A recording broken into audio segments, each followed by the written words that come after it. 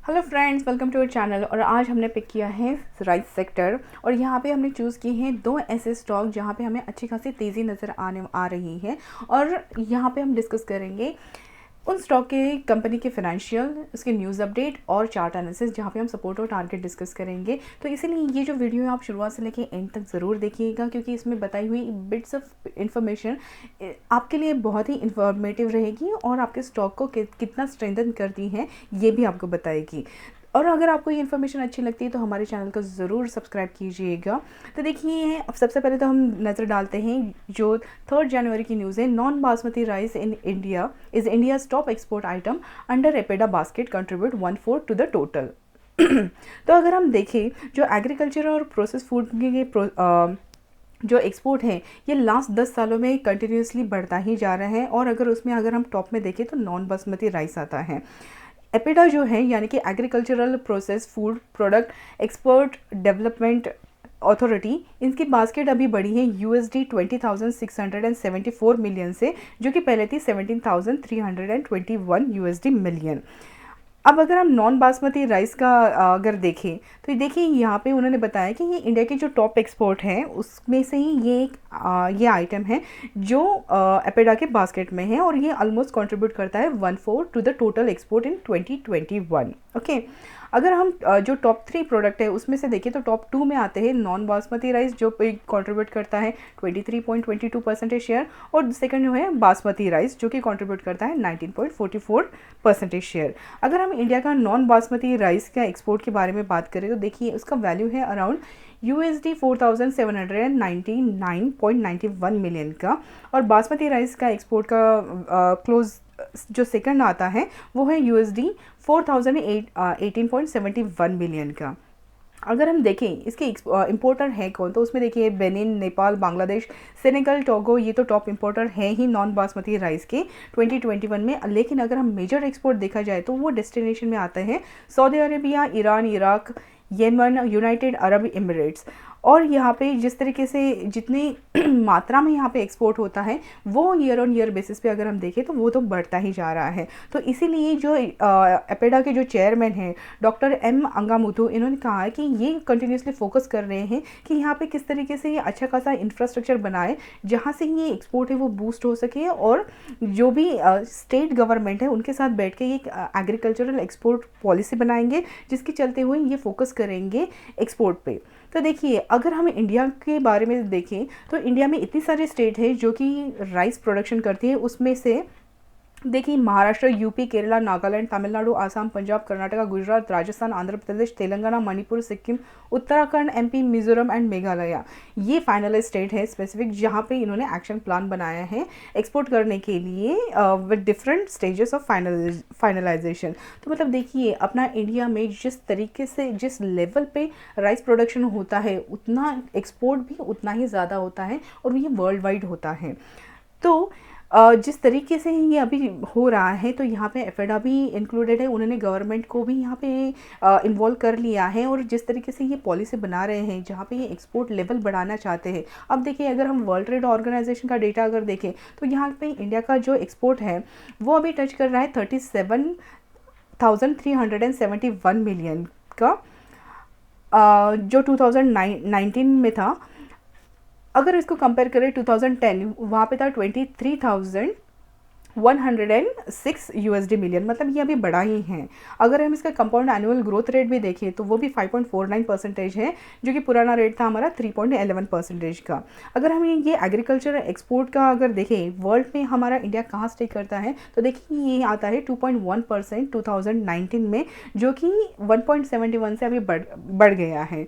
अगर हम India rank अगर देखें तो हम पहले 17 पे थे, अभी 17 से बढ़कर अभी हमारा रैंक हो गया वर्ल्ड में 16 एक्सपोर्ट करने के लिए।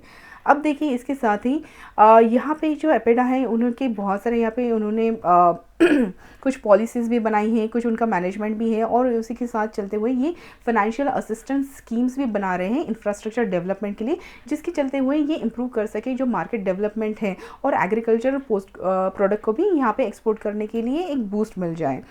अब यहाँ पे जो इंटरनेशनल ट्रेड फेयर है वहाँ पे भी ये एपेडा ऑर्गेनाइजेशन जो है वो पार्टिसिपेट करती है, जहाँ पे एक इनको प्लेटफॉर्म मिलता है कि अपना इंडिया का जितना भी प्रोडक्ट है राइस, ये वहाँ से वो बाहर के ग्लोबल मार्केट प्लेस में एक्सपोर्ट कर पाए। तो देखिए बहुत सारी चीज़ें हैं वो यही इंडिकेट कर रही हैं कि राइस जो एक्सपोर्ट है ये अभी कुछ स्मॉल क्वांटिटी में नहीं है, ये वर्ल्ड वाइड है। और जिस तरीके से इंडिया की इतनी स्टेट यहाँ पे राइस प्रोडक्शन करती है और इसका एक्सपोर्ट भी बाहर देश में करती है, अब तो यहाँ पे गवर्नमेंट जो स्टेट गवर्नमेंट है वो और एपेटा दोनों मिल के यहाँ पे प्लानिंग कर रहे हैं कि हमारा एक्सपोर्ट कैसे बढ़ाया जाए। तो इतने सारे इंडिकेशन यही बताते हैं कि जितने भी राइस सेक्टर हैं उनको इन सब चीज़ों से होने वाला है बेनिफिट, और इनकी जो स्टॉक भी है वो आने वाले कुछ सालों में ऐसे ही भागने वाले हैं। क्योंकि देखिए राइस कंजम्पशन जो है वो तो ऐसा ही चलते रहने वाला है, जिस तरीके से पॉपुलेशन बढ़ रही है, जिस तरीके से अपना प्रोडक्शन बढ़ रहा है और जिस तरीके से एक्सपोर्ट हमारे ईयर ऑन ईयर बेसिस पे कंटिन्यूसली बढ़ ही रहे हैं, तो इसका फ़ायदा होगा स्टेक होल्डर्स को और कंपनी को। अब देखते हैं कि एग्री ट्रेड यहाँ पे उन्होंने बताया कि ये अप्रैल से लेकर अक्टूबर में थोड़े कम हो गए थे, भले ही यहाँ पे बासमती का जो प्रोडक्शन है वो ज़्यादा था, लेकिन रीज़न इसका यही है कि इसके जो शिपिंग चार्जेस हैं या फिर पेस्टिसाइड का जितना भी खर्चा है उसकी वजह से ही इनका ये कहना है कि ये कम हुआ था। लेकिन अगर यहाँ पे हम union minister of state of commerce and industry जो अनुप्रिया पटेल है, उनका ये कहना है कि इंडिया का agri export will reach target of $43 billion in 2021 to 22, जो कि बहुत बड़ा टारगेट है। भले ही यहाँ पे उनका कहना है कि ये जो फिगर है ये अचीव हो जाएगी, भले ही यहाँ पे पैंडमिक हो या फार्मर का प्रोटेस्ट हो, मतलब इससे उनको कोई फ़र्क नहीं पड़ने वाला है, ये अपना टारगेट अचीव करके चलने वाले हैं। तो देखिए सबसे पहला अपना पिक है KRBL। तो KRBL जो है आज इसने अच्छा खासा ब्रेकआउट दिया है और इसकी क्लोजिंग भी 8 पॉइंट ऊपर हुई है 263.60 पे। और अगर हम इसका PE रेशियो देखें तो 10.74 है, 14 के नीचे है, मतलब यहाँ पे हम अच्छी खासी बाइंग कर सकती हैं। ये अभी भी ओवरबॉट पोजीशन में नहीं है। अगर हम इसके फाइनेंशियल की बात करें तो देखिए इसका टोटल रेवेन्यू जो है वो 3263 से बढ़कर हुआ है 4014 करोड़ का। EBITDA भी 791 से बढ़कर हुआ है 844.90 करोड़, और इसका नेट इनकम भी 434.44 से बढ़कर हो गया है 558.91 करोड़ का। मतलब ईयर ऑन ईयर बेसिस पे यहाँ पे हमें इंप्रूवमेंट दिख ही रही है। शेयर होल्डिंग पैटर्न अगर हम देखें तो 59.46 यहाँ पे प्रोमोटर के साथ है, FII 2.72 होल्ड कर रही है और रिटेल इन्वेस्टर यहाँ पे 37.81 का होल्ड कर रहे हैं। अब अगर हम देखें 23 सितंबर को यहाँ पे केयर रेटिंग जो थी उन्होंने यहाँ पे जो credit watch with negative implication यहाँ पे जो रखा था वो उन्होंने हटा दिया है, जिसकी वजह से यहाँ पे KRBL के स्टॉक जो है वो अच्छे खासे यहाँ पे ग्रोथ दिखाई दी थी। ठीक है, अगर हम यहाँ पे बात करते हैं इनके रेटिंग की, तो रेटिंग में देखिए इन्होंने केयर रेटिंग जो है वो दी है A1+ रेटिंग, और उनका कहना यह है कि KRBL remains committed to maintaining the highest standard of probity and professional excellence and assures its investor और share holder of total and unflinching commitment. मतलब जिस तरीके से यहाँ पे उनका जो हाईएस्ट स्टैंडर्ड है और जिस तरीके से इनकी कमिटमेंट है उसको देखते हुए यहाँ इनका जो रोबस्ट बिजनेस मॉडल है ये ऐसे ही यहाँ पे आगे भी ग्रोथ दिखाता रहेगा, ये ऐसा उनका कहना है। अब देखते हैं चार्ट में, तो चार्ट में देखिए यहाँ पे अगर आप देखेंगे यहाँ पे एक बना है ये जो रेजिस्टेंस ट्रेंड लाइन मैंने बना के रखी है रेड कलर में। तो देखिए ये जो स्टॉक है इसने हाई लगाया था अराउंड 325 का और उसके बाद यहाँ से गिरावट ही यहाँ पे दिखाई दी थी। लेकिन अगर आप यहाँ पे डाउन साइड में देखिए तो ये जो सपोर्ट है 240 का, ये इसने मल्टीपल टाइम टेस्ट किया है और इसके नीचे नहीं गया है। ठीक है, मतलब यहाँ पे बॉटम अभी फॉर्म हो चुका है और इसके आगे भी देखिए यहाँ ये जो हमारे रेजिस्टेंस ट्रेंड लाइन है इसने अभी 2 दिन में ये कंटिन्यूसली ब्रेकआउट दिया है, तो यहाँ से आगे जाने के चांसेस इसके हैं। लेकिन जैसा कि होता है कि देखिए कोई भी ब्रेकआउट जाने के बाद ये सीधा टारगेट नहीं जाता है। अगर आपके पास ये स्टॉक नहीं है तो आप अभी भी इसमें इन्वेस्ट कर सकते हैं, क्योंकि देखिए 2 दिन से इसमें अच्छी खासी अप ट्रेंड रैली दिखाई दी है। अगर यहाँ पे देखें तो एक काइंड ऑफ W पैटर्न भी बना रहा है, यहाँ पे डबल बॉटम हो चुका है, ये है उसका रेजिस्टेंस लेवल। आज इसकी क्लोजिंग भी अच्छी खासी 263 पे हुई है, मतलब ये यहाँ पे स्ट्रेंथ दिखा रहा है। तो होगा क्या आगे, 2 दिन से यहाँ पे अच्छी खासी रैली आई है। हो सकता है ये फिर से ब्रेकआउट जो है वो रीटेस्ट करें, जो कि अराउंड 252 लेवल है। तो अगर आपको ये स्टॉक 240 से लेके 250 के बीच में, मतलब ये जो रेंज है, इस रेंज में अगर आपको मिलता है तो वहाँ पे आपने एक बाइंग करके आप चल सकते हैं। विथ इमीडिएट जो टारगेट है वो रहेंगे हमारे टारगेट 280 का, ठीक है। और अगर यहाँ पे ये सस्टेन करता है, क्योंकि देखिए यहाँ पे एक रेजिस्टेंस है तो अगर ये यहाँ पे सस्टेन करता है या फिर थोड़ा बहुत नीचे भी आ सकता है, तो उसके बाद जो हमारे टारगेट रहने वाले हैं, सेकंड टारगेट है हमारा 300 का। और अगर ये यहाँ पे भी सस्टेन कर लेता है, क्योंकि देखिए यहाँ पे आता है एक रेजिस्टेंस, तो यहाँ पे भी एक रेजिस्टेंस है, मतलब यहाँ पे एक प्रॉफिट बुकिंग या फिर सेलिंग प्रेशर आ सकता है। लेकिन अगर ये वॉल्यूम के साथ ये इसको अगर ब्रेक करता है तो उसके बाद के हमारे टारगेट रहने वाले हैं 325 के। लेकिन ये जो टारगेट है ये है मीडियम टू लॉन्ग टर्म के, ये शॉर्ट ड्यूरेशन के नहीं हैं, ठीक है। तो अगर आपको बाइंग करना है तो ये अभी अच्छा खासा मौका है, क्योंकि हम लोग अभी ये ओवरबॉट जोन में नहीं है, सपोर्ट लेवल के पास है। और अगर इस रेंज में आपको अगर ये स्टॉक मिलता है ये तो बहुत ही अच्छी बात है। लेकिन जो एग्रेसिव ट्रेडर है वो अभी भी बाय करके चल सकते हैं, हाफ क्वांटिटी यहाँ पे, और अगर ये नीचे आता है तो बाकी की हाफ क्वांटिटी वो नीचे के लेवल पे भी बाय कर सकते हैं। अब देखिए दूसरा जो अपना स्टॉक है वो है एलटी फूड, यानी कि दावत। अब देखिए दावत ने भी यहाँ पे अच्छी खासा ब्रेकआउट दिया है और ये कंटिन्यूस अप ट्रेंड में ही चल रहा है। आज इसकी क्लोजिंग हुई है 80.65 पे, ठीक है। अगर हम इसका फिनेंशियल देखिए तो फिनेंशियल में देखिए टोटल रेवेन्यू जो है ये बढ़कर हो गया है 4686 पे। इसका इपिटा जो है वो भी 412 से बढ़कर हो गया है 593 का सॉरी। अगर हम इसका नेट इनकम देखें तो 134.65 से वो बढ़कर हो गया है 274 का। इसका शेयर होल्डिंग पैटर्न अगर हम देखें तो वो है 56.81% प्रोमोटर के साथ है और रिटेल इन्वेस्टर के साथ है 38.43% का।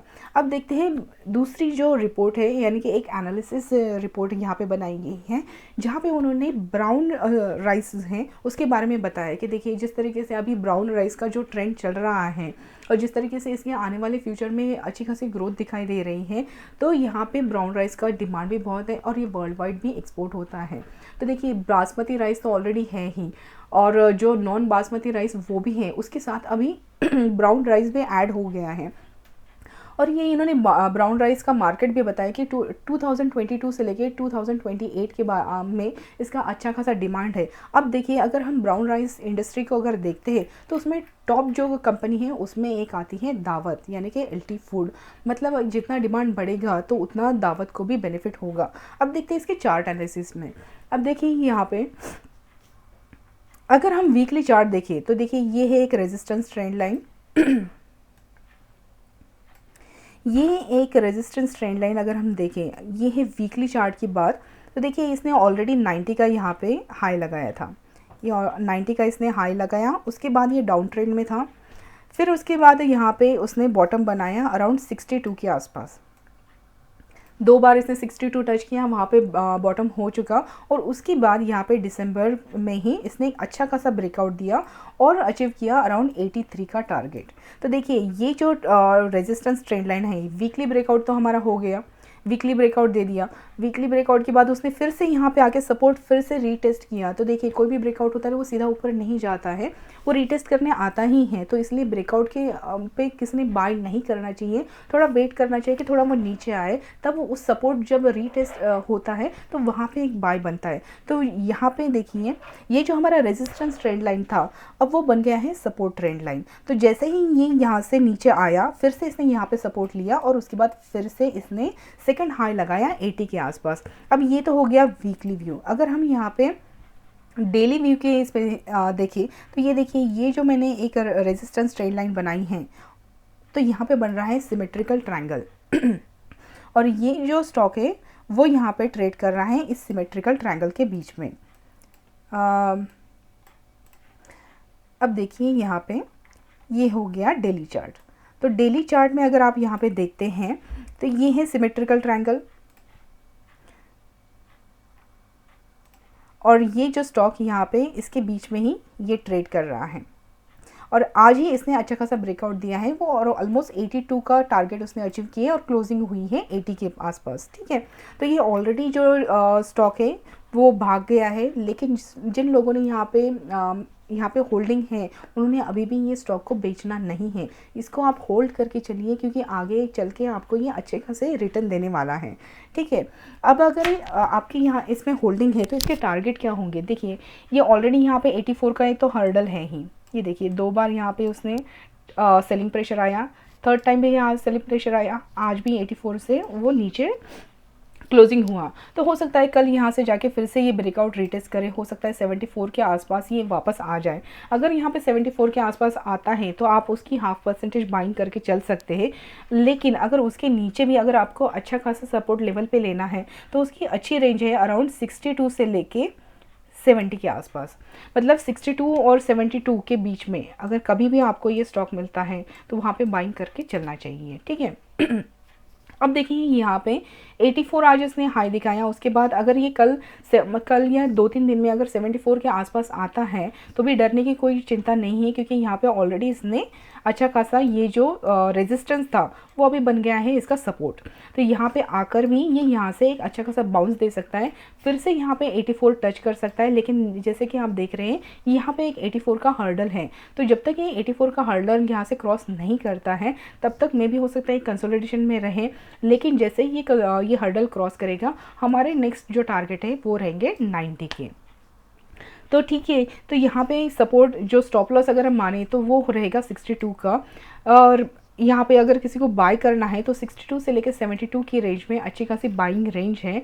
रिटेल्स भी अगर करता है जो एग्रेसिव ट्रेडर है वो यहाँ पे 74 पे भी बाय कर सकते हैं हाफ क्वांटिटी में, और हमारे जो मीडियम टर्म से लेके लॉन्ग टर्म के जो टारगेट है वो रहेंगे 90 के।